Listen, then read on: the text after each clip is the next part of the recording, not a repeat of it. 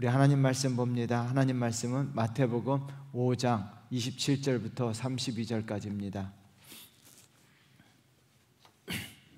마태복음 5장 27절부터 32절까지 한 목소리로 함께 봉독합니다.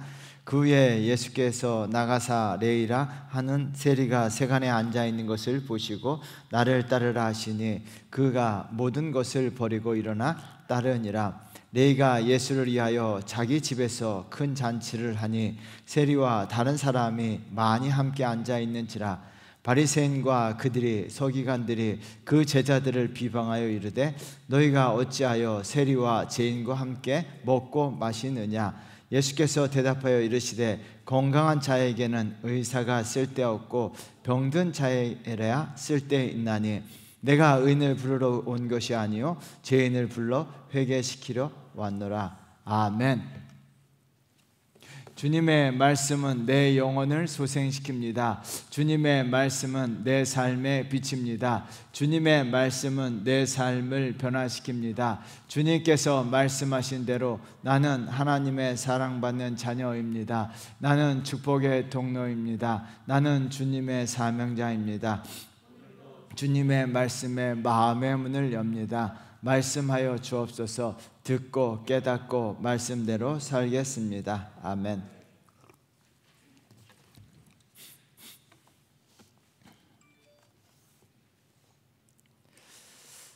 예수님은 선물을 주시기 위해서 보고 계십니다 라는 제목으로 하나님 말씀을 나누려고 합니다. 오늘도 많은 은혜 받으시기를 주의 이름으로 축원드리겠습니다. 한 아버지가 어린이날에 근사한 선물을 준비했습니다. 그리고 가장 착한 자녀에게 선물을 주기로 결정했습니다. 아버지는 마당 한가운데 물동이를 가져다 놓고 누가 치우나 유심히 지켜보았습니다. 그러나 모두가 불편함에도 불구하고 아무도 치우지 않는 거예요. 누가 물동이를 여기에 뒀어? 넘어질 뻔했잖아. 볼멘 소리들을 하거나 불평할 뿐이었습니다. 그런데 가장 어린 막내딸이 낑낑거리며 그것을 옮깁니다. 그 아이가 양동이를 들게 되자 그 밑에 편지 하나가 보입니다. 편지에는 이렇게 써 있습니다. 사랑하는 아이야, 이 편지를 발견한 너는 참으로 착한 아이야. 아빠가 너를 위해 준비한 선물이 있단다. 그건 너 거야. 아버지가 보고 있는 것입니다. 왜요? 선물을 주시기 위해서요. 여러분, 이야기와 같은 상황은 어디에서나 존재합니다. 어느 공동체에서나 어느 곳이나 뒤에서 불면 소리에 불평하는 사람들은 많지만 조용하게 일을 하는 사람은 많지가 않다는 거예요. 여러분 기억하셔야 됩니다. 하나님의 선물, 아버지의 선물은 뒤에서 이렇다 저렇다 볼멘 소리 하는 사람들에게 주는 것이 아니라 조용히 일을 하시는 분들, 묵묵히 자기 사명 감당하시는 분들에게 하나님의 선물이 주어지는 거예요. 여러분, 이 사실을 믿으십니까? 하나님은 다 보고 계신다는 거예요. 오늘 본문에 보면 예수님께서도 보고 계시는데요. 27절 말씀 우리 한번 나같이 읽어보겠습니다. 그 후에 예수께서 나가사 레이라 하는 세리가 세간에 앉아있는 것을 보시고 나를 따르라 하시니, 레이라는 사람이 세리가 세간에 앉아있는 것을 보셨다라고 이야기합니다. 레이는 여러분들이 잘 알고 있는 마태복음의 저자 마태입니다. 레이는 히브리식 이름이고요, 마태는 헬라식 이름입니다. 주님이 그 세리 마태를 보셨습니다. 여러분, 신약 성경에 이 보다라고 하는 헬라어는요 세 가지 종류가 있습니다. 근데 오늘 본문에 나와 있는 보다는요 데아오 마이라고 하는 단어인데요, 아주 좀 독특한 단어입니다. 여러분, 이 단어가 헬라어 사전에는 이렇게 기록되어 있습니다. 육안으로 보긴 하지만 초자연적 효과를 얻을 수 있는 것, 완전히 초자연적으로 알고 깨닫는 것. 단지 주님이 레이가 세간에 앉아있는 상황, 그 상황을 육안으로 보신 것이 아니라 초자연적 능력으로 관심을 가지고 주의 깊게 응시하며 관찰하신 거예요. 여러분, 주님이 단지 육안으로만 보셨더라면 세간에 앉아 돈 세고 있는 것을 보시고 당시 유대 사람들처럼 돈만 아는 버러지 같은 존재로 보셨을 거예요. 근데 주님은요 육안으로 보신 것이 아니에요. 주님은 신적 능력을 가지시고 주의 있게 응시하며 관찰하신 거예요. 레이를 보시고 그러자 어떤 결과가 났습니까? 레이를 보시니까, 레이를 자세히 보시니까 사람이 괜찮은 거예요. 좋은 거예요.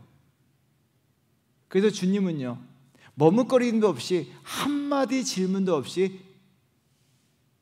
마태에게 말씀하시죠. 나를 따르라.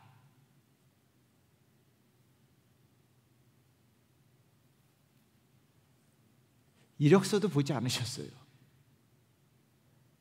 그냥 주님은 보시고 그 자리에서 즉시 나를 따르라고 하셨어요. 레이는 주님의 부르심에 바로 응답하였는데요. 28절 말씀 우리 한번 나같이 읽겠습니다. 그가 모든 것을 버리고 일어나 따르니라. 그가 모든 것을 버리고 일어나 따랐다라고 얘기했습니다. 주님의 제자가 되었습니다. 그렇다면 주님은요, 과연 레이, 마태의 무엇을 보셨냐는 거예요.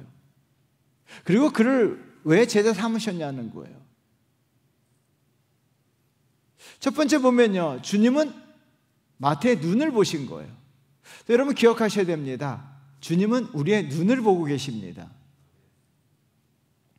월트 디즈니는요, 더 많은 아이들의 꿈과 희망을 위해 플로리다에 디즈니 월드를 세우기로 시작했습니다. 노년의 월트 디즈니는요, 왕궁을 보지 못한 채 세상을 떠나고 말았어요. 디즈니 월드가 완성된 날 개막식에서 한 연사가 이렇게 연설합니다. 오늘 같은 날 월트 디즈니가 살아있더라면 이 놀라운 모습을 볼 수 있었을 텐데 참 안타깝습니다 하면서 연설을 이어갔습니다. 그리고 그 연설이 끝난 다음에 올라온 월트 디즈니의 부인이 와이프가 이렇게 첫 마디가 이렇습니다. 제 남편은 이미 보았습니다. 디즈니 월드는 제 남편이 본 것을 후에 만든 것입니다. 여러분, 월트 디즈니는요, 이미 보았다는 거예요. 미래를 바라보는 좋은 눈을 가지고 있었기 때문에 지금의 디즈니 월드가 만들어진 거죠. 자기 개발 분야의 대가 브라이언 트레이시는요, 이런 말을 합니다. 정신 세계를 제어하기 위한 첫 번째 작업은 시각화이다. 성공한 사람들은 자신이 원하는 사람이 되어 있는 자신의 모습을 바라본다. 여러분, 성공한 사람들은요, 자신의 성공한 모습을요, 성공하기 이전에 이미 그 모습을 바라본다는 거예요. 성공한 사람들과 그렇지 못한 사람들의 차이는요, 시각의 차이라는 거예요. 눈의 차이라는 거예요. 눈이 그 사람의 인생을 결정하고 성공을 결정한다는 거예요. 주님께서도 먼저 사람의 눈을 보시는데요, 그 눈을 가지고 무엇을 어떻게 바라보시는가를 바라보세요. 그렇다면 우리의 눈이 어떻게 바라보고 있냐는 거예요. 무엇을 바라보고 있느냐는 거예요. 여러분, 무엇을 바라보고 계십니까? 여러분 눈을 가지고 어떻게 바라보고 계시냐는 거예요. 마태의 눈은 모든 것을 선하고 좋고 긍정적으로 바르게 바라보았는데요, 좋은 눈을 가지고 있습니다. 여러분, 마태의 직업은 세리입니다. 그래서 저자는 세리라는 것을 강조해서 기록해놨어요. 세리는요, 죄인을 대표하는 대명사와 같습니다. 유대 땅에서 세리에게 붙여진 이름은 두 가지입니다. 하나는요, 유대인들의 세금을 걷어서 로마에 바치는 매국노. 다른 하나는요, 돈만 아는 버러지와 같은 존재로 인식되었어요. 그래서 세리하면요, 매국노와 버러지예요. 여러분, 이 이미지가 계속되어 유대인들은 어떻게 합니까? 전 세계에서 돈만 아는 존재로 인식되잖아요. 우리가 잘 알고 있는 셰익스피어의 베니스의 상인, 악도 고리 대금업자가 누굽니까? 유대인 샤일록이잖아요. 돈만 아는 존재. 여러분, 당시 세리에 대한 인식에 대해서는 누가복음에 나와 있는데요, 바리새인이 이렇게 기도하죠. 한번 볼까요? 누가복음 18장 11절 말씀입니다. 바리새인은 서서 따로 기도하여 이르되, 하나님이여, 나는 다른 사람들 곧 토색, 불의, 간음을 하는 자들과 같지 아니하고 이 세리와도 같지 아니함을 감사하나이다. 여러분, 당시 세리가 어떤 존재인가를 이 기도를 통해서도 알 수 있습니다. 모든 사람의 깊이 인물이요. 마태는 바로 그와 같은 세리였습니다. 사회에서 대다수 사람들이요, 세리를 바라보는 시선이 곱지 않았습니다. 좋지 않았어요. 나쁘게 바라봤어요. 여러분, 마태가 정말 주님 앞에 높이 평가되는 이유가 바로 여기 있습니다. 사람들은요, 곱지 않은 시선으로 자기 자신을 바라봄에도 불구하고 그는 오히려 반대로 어떻게 합니까? 다른 사람들을 좋게, 긍정적으로, 바르게, 선하게 바라본다는 거예요. 여러분, 29절 말씀 한번 보세요. 이런 아주 좋은 눈을 가지고 있는데요, 읽어보도록 하겠습니다. 레이가 예수를 위하여 자기 집에서 큰 잔치를 하니 세리와 다른 사람이 많이 함께 앉아 있는지라. 여러분, 29절에 중요한 말씀이 나와요. 잔치라고 하는 단어와 다른 사람이란 단어에 동그라미 쳐놓으셔야 돼요. 여러분, 잔치라는 단어가 주는 의미가 무엇입니까? 동고동락이에요. 함께 웃고 함께 즐기고 함께 기뻐하자는 거예요. 잔치는요, 잔치를 열었다는 것은 다른 사람과 나를 구별하지 않습니다. 동등하다는 거예요. 좋은 사람들, 선한 사람들로 생각했기 때문에 그들을 어떻게 합니까? 다 초청해서 부른 거예요. 마태는요, 사람들을 죄인으로 바라보지 않았습니다. 아래로 내려다보지 않았습니다. 동등하게 친구로, 선한 이웃으로, 동료로, 동무로, 동행으로 바라봤습니다. 이것이 바로 마태의 눈이에요. 여러분, 반면에 바리새인과 서기관들은 어떻게 바라봅니까? 29절과 30절을 비교하면서 살펴보는데요, 30절 말씀 우리 한번 같이 읽어보도록 하겠습니다. 바리새인과 그들의 서기관들이 그 제자를 비방하여 이르되 너희가 어찌하여 세리와 죄인과 함께 먹고 마시느냐. 여러분, 세리와 죄인과 함께 먹고 마시느냐라고 이야기했는데요, 29절에는 뭐라고 기록했습니까? 세리와 다른 사람들이라고 기록해놨습니다. 근데 30절에 넘어오면서요, 갑자기 세리와 죄인이라고 이야기해놨어요. 여러분, 갑자기 다른 사람들이 죄인으로 등갑한 겁니다. 마태의 시각은요, 다른 사람들로, 친구로, 동료로, 동무로, 동행으로 바라봤는데 서기와 바리새인들은 어떻게 합니까? 죄인으로 바라봤다는 거예요.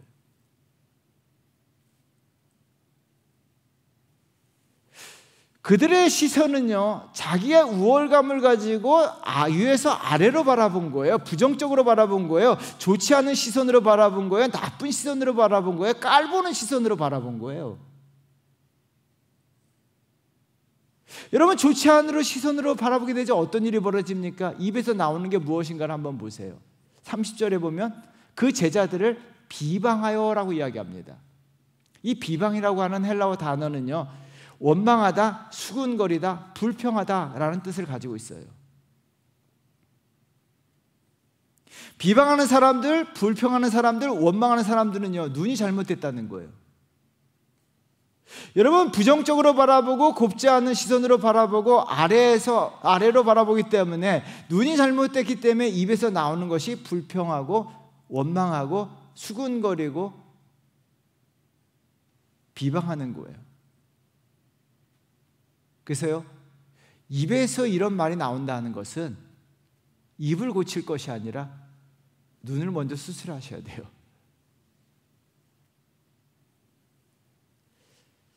바리새인과 서기관들이 다른 사람들을 죄인으로 몰자 주님께서 이렇게 말씀하세요. 이 필요라고 하는 단어를 등장시키시는데요, 31절 말씀 한번 보세요. 읽겠습니다.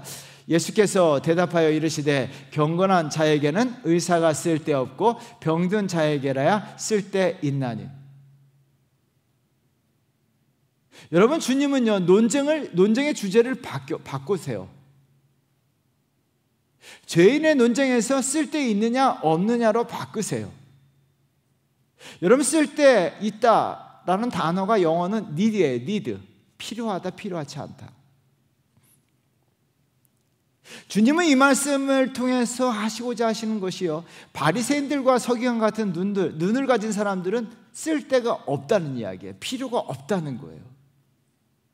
무엇보다도 이런 눈을 가진 사람들의 필요를 채워주지 않으신다라고 말씀하고 계시는 거예요.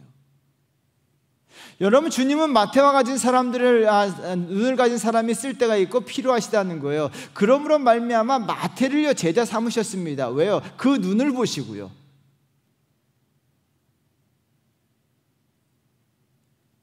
또한 마태의 눈을 가진 사람들의 필요를 채워주신다는 거예요. 여러분, 그러므로 말미암아 저와 여러분들이 어떤 눈을 가질 것인가? 우리의 눈이 마태의 눈이 되어야 될 줄 믿습니다. 서기관과 바리새인들의 눈을 가지고 있다면 하나님 나라에서 쓸 데가 없다는 이야기예요. 필요가 없다는 이야기예요.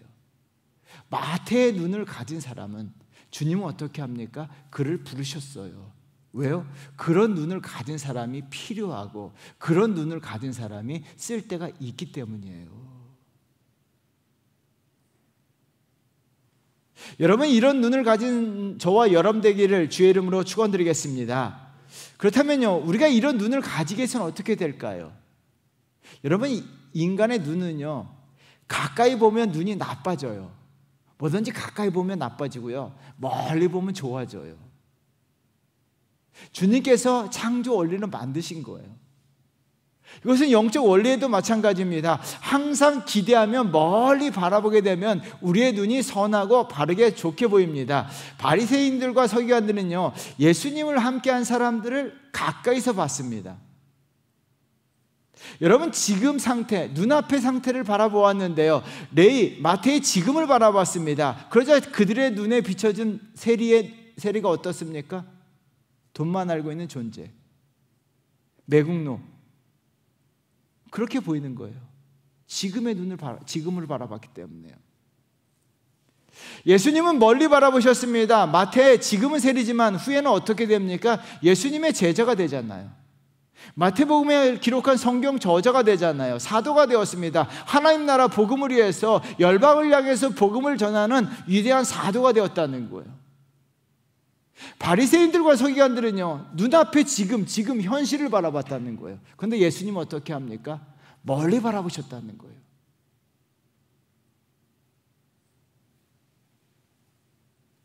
여러분, 우리도 마찬가지입니다. 예수님은 앞으로 될 모습, 크게 될 모습을 바라보셨습니다. 그 모습을 바라보게 되자 마태는요 그렇게 되었습니다.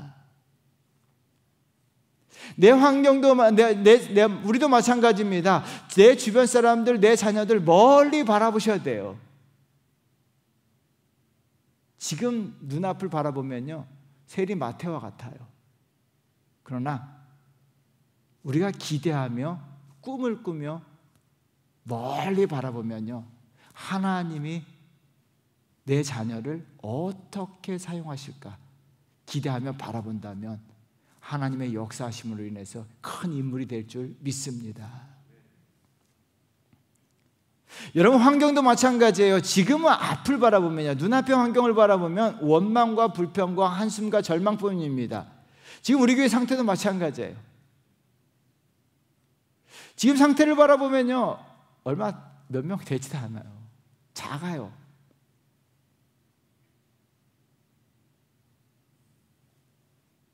여러분, 앞으로 크게 채우실 하나님을 바라봐야 될 줄 믿습니다. 그래도요 내 환경뿐만 아니라 교회도 멀리 바라보셔야 돼요. 하나님께서 아브라함을 부르셔서 멀리 보라고 하셨는데요, 창세기 13장 14절인데요 우리 한번 같이 읽어보도록 하겠습니다. 롯이 아브라함을 떠난 후에 여호와께서 아브라함에게 이르시되 너희 눈을 들어 너 있는 곳에서 북쪽과 남쪽 그리고 동쪽과 서쪽을 바라보라.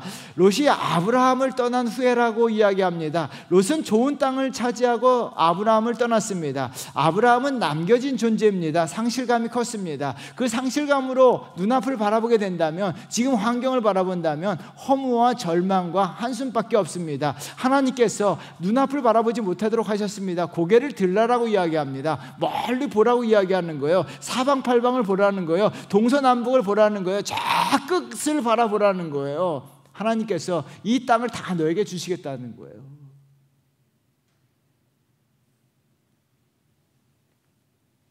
여러분, 하나님은 눈을 들어 바라보라고 말씀하셨습니다. 하나님께서 주실 축복을 바라보라고 말씀하셨습니다. 우리가 하나님께서 우리 가정에 주실 축복을 바라보셔야 될 줄 믿습니다. 우리 자녀들에게 주실 은혜를 바라보셔야 될 줄 믿습니다. 그러면요, 우리의 눈이 좋아지게 돼요. 선하고 바르고 좋게 바라보는 눈이 됩니다. 이 눈을 가지게 될 때 주님 나라에 필요하게 되고 이와 같은 사람들의 필요를 채워주실 줄 믿습니다. 사랑하는 성도 여러분, 주님 보시기에 선하고 아름다운 눈, 멀리 바라보는 좋게 보는 눈, 이런 눈을 가진 성도 되시기를 주의 이름으로 축원드리겠습니다. 두 번째는요, 주님은 마음을 보십니다. 공지영 씨의 소설 고등어라고 하는 책이 있습니다. 재밌는 책인데요, 이 책에 이렇게 나왔습니다. 제가 그대로 읽어드리겠습니다. 살아있는 고등어를 본 일이 있니? 그것은 환희의 빛깔이야. 짙은 초록의 등을 가진 은빛 물고기 떼, 화살처럼 자유롭게 물속을 오가는 자유의 떼들. 서울에 와서 나는 다시 그들을 만났지. 그들은 소금에 절여져서 시장 좌편에 앉아 있었어. 배가 갈라지고 오장육부가 뽑혀져 나가고. 그들은 생각할 거야. 시장의 좌편에 누워서 나는 어쩌다 푸른 바다를 떠나서 이렇게 소금에 절여져 있을까 하고. 하지만 석쇠에 구워질 때쯤 그들은 생각할지도 모르지. 나는 왜 한때 그 바닷속을 대체 뭐하러 그렇게 힘들게 헤엄쳐 다녔을까 하고.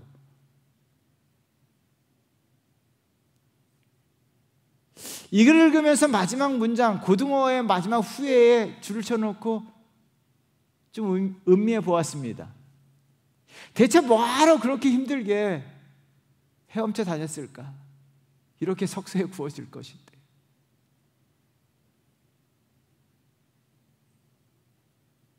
많은 사람들이 고등어처럼 세상의 바다에 힘들게 헤엄치며 살아가고 있습니다. 여러분, 세상의 바다에 헤엄칠 때는 잘 모르다가요, 고등어처럼 죽을 때쯤 되면 죽고 나서 이런 생각을 하게 되죠. 고등어는요, 석쇠에 구워질 때쯤 이런 생각을 했지만요, 오늘 본문에 있는 마태는요, 예수님을 만나자마자 그런 생각을 했어요. 내가 뭐하러 그렇게 힘들게 살아갈까? 내가 무엇을 위해서 그렇게 악착같이 돈을 벌려고 했을까?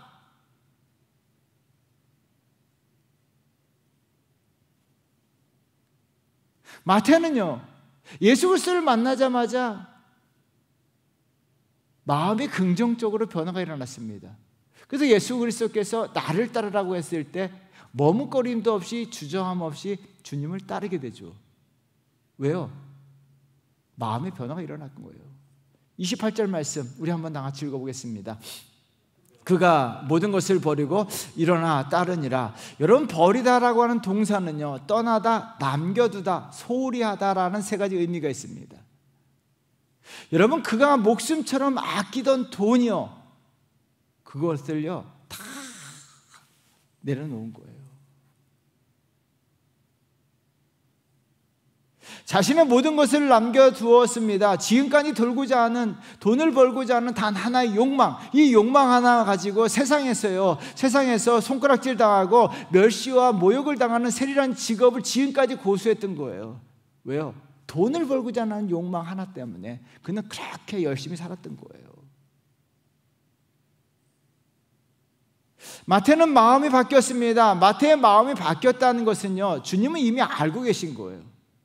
그래서요, 주님의 말씀인데요, 여러분 32절에 중요한 단어가 나옵니다. 우리 한번 같이 읽어보도록 하겠습니다. 내가 의인을 부르러 온 것이 아니요 죄인을 불러 회개시키러 왔노라. 회개시키러 왔다라고 하는 단어인데, 회개하다는 단어는요 메타노이아인데요, 이 마음은요 마음을 고치다라는 동사에서 유래된 건데요, 마음을 바꿈이란 의미예요. 무가치함과 죄를 인식하고 마음을 고쳐서 새롭게 한다라는 의미를 가지고 있습니다. 주님이 이 단어를 사용하심으로 말미암아 마태가 마음의 변화가 일어났다는 것을 이 단어를 통해서 보여주고 계시는 거예요. 마태는요, 이전까지 자신이 했던 일, 목표가 무가치하고 욕망이 죄였다는 것을 인식한 것입니다. 그리고 마음을 새롭게 고쳤는데요, 인생의 가치를 자기 자신에서, 돈에서 예수 그리스도로 바꿔버립니다. 그래서 29절 말씀입니다. 우리 한번 같이 읽어보겠습니다. 레이가 예수를 위하여 자기 집에서 큰 잔치를 하니 세리와 다른 사람이 많이 함께 앉아있느니라. 레이가 자기 자신을 위해서 잔치를 벌였다라고 기록하지 않습니다. 여러분, 자기 집에서 잔치를 벌인 이유와 목적은요, 대다수가 자기 자신이에요. 그런데 여러분, 분명한 목적을 기록해놨습니다. 예수님을 위하여 자기 집에 잔치를 벌였다라고 이야기합니다. 인생의 가치와 인생의 목적이 바뀌었습니다. 주님은요, 그 마음의 변화, 선하고 긍정적으로 가치 있게 변한 그 마태의 마음의 변화를 보고 계신 거예요. 여러분, 저와 여러분들의 마음의 변화가요, 항상 긍정적으로 가치 있게 변화되셔야 될 줄 믿습니다.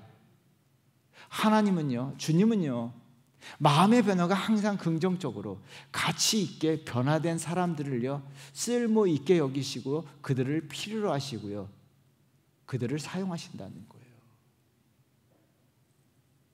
그렇다면요, 주님 보시기에 이런 마음의 변화를 가지기 위해서는 어떻게 될까요? 32절에 중요한 답이 있는데요. 31절 말씀 우리 한번 같이 읽어보도록 하겠습니다. 예수께서 대답하여 이르시되 건강한 자에게는 의사가 쓸데없고 병든 자에게라야 쓸데있나니. 여러분, 건강하다, 병든 자, 건강한 자와 병든 자를요, 대조 비교해 놨습니다. 이 건강하다라고 하는 단어는요, 이 단어 자체는 굉장히 좋은 단어예요. 건전하다, 바르다, 참되라는 뜻을 가지고 있는 단어인데요.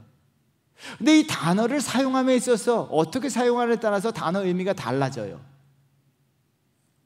예수님께서 이 좋은 단어를 가지고 바리새인과 서기관들은 어떻게 합니까? 스스로 자부하고 교만한 사람들을 지칭한 겁니다. 스스로 윤리적으로 도덕적으로 바르다고 자부하고 있는 거예요. 스스로 건전하다고 생각하고 있는 거예요. 스스로 나는 잘하고 있다는 거예요. 스스로 나는 괜찮은 사람이다라고 자부하고 있는 거예요.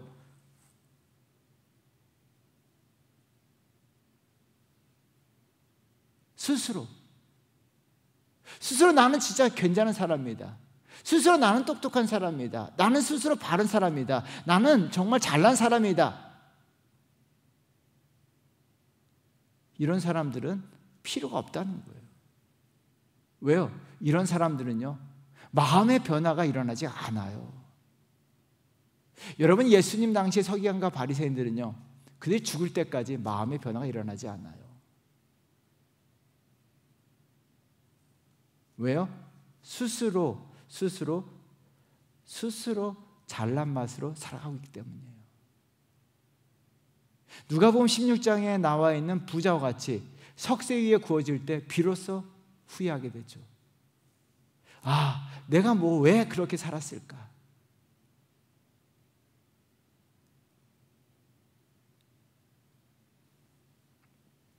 반면에 병든 사람들은요, 자신이 약하고 부족하고 죄인임을 고백한 사람들입니다. 이런 분들은요, 다른 사람을 필요로 하고 무엇보다도 예수 그리스도를 필요로 합니다. 지난주에 소천하신 이효령 선생이요, 인생 말년의 인터뷰에서 기자가 이런 질문을 던졌습니다. 선생님은 성공했다고 생각하십니까? 여러분, 이효령 성공했습니까? 실패했습니까? 성공한 사람이에요? 실패한 사람이에요? 여러분 생각하기에. 이효령 선생이 이렇게 이야기합니다. 남들은 나를 성공했다라고 말하지요. 세속적인 이유에서예요. 나는 실패했습니다. 겸손이 아닙니다. 동행자가 없기 때문입니다.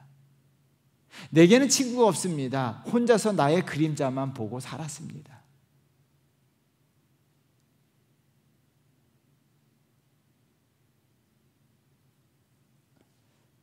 자신은 성공자가 아니라 실패자라고 이야기합니다. 자신이 성공했다고, 자신이 지성인이라고 스스로 자부했더라면 이혜령 선생이 어떻게 되었을까요? 여러분, 자신이 실패자라고 고백함으로 말미암아 마음이 긍정적으로 변화된 것입니다. 그래서 이분은요, 뒤늦게 인생의 참된 동행자이시며 영원한 동행자이신 예수 그리스도를 찾고 예수 그리스도를 만났습니다. 왜요? 자신이 실패자라고 생각했기 때문이에요.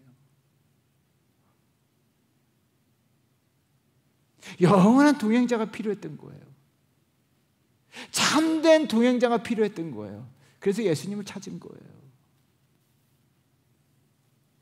여러분, 자신이 부족하다고 하는 마음, 자신이 죄인이라는 마음을 가지게 되면요, 마음의 변화가 선하고 바르고 의롭게 일어납니다. 주님은 이런 마음을 보시고요, 이런 마음을 보시고 이와 같은 사람들을 하나님 나라에 쓸 때 있다, 하나님 나라에 필요한 존재로 인식하시고 그들을 통해서 큰 역사를 만들어 가실 줄 믿습니다. 그래서 우리 그리스도인들은요, 병든 자가 되어야 돼요. 여러분, 병든 마음, 죄인임을 고백하셔야 되고요, 내가 부족함을 고백하셔야 되고요, 내가 아직도 정말 주님이 꼭 필요합니다라고 고백하셔야 돼요. 이런 마음이 주님 모시기에 긍정적 마음의 변화가 일어나고요, 주님은 이런 사람들을 하나님 나라에 필요한 존재로 인식하시고 쓸데있는 존재로 인식하시고 그들을 통해서 하나님 나라 큰 일을 이루어 가실 줄 믿습니다. 사랑하는 성도 여러분, 하나님은 지금도 살아계셔서 우리를 지켜보고 계세요. 여러분, 우리의 눈과 마음을 지켜보시는데요, 우리의 눈을 가지고 사람들을 어떻게 바라보는가, 우리의 환경을 어떻게 바라보는가, 그 눈을 바라보세요. 그리고 그 눈이 바르고 선하게 좋게 바라본다면 하나님 나라에 필요하게 생각하시고 그들을 통해서 일하세요. 또한 긍정적으로 바르게 선하게 변화되고자 하는 마음을 가진 성도들을 보고 계시는데요, 이런 성도들을요, 쓸데있다, 필요하다라고 여기시고 그들을 통해서 하나님 나라 일을 이루어 가신다는 거예요. 저와 여러분들 주님 보시기에 합당한 눈과 마음, 이 두 가지를 가지시고 하나님 나라에 크게 쓰임받는 성도 되시기를 주의 이름으로 축원드리겠습니다. 기도드리겠습니다.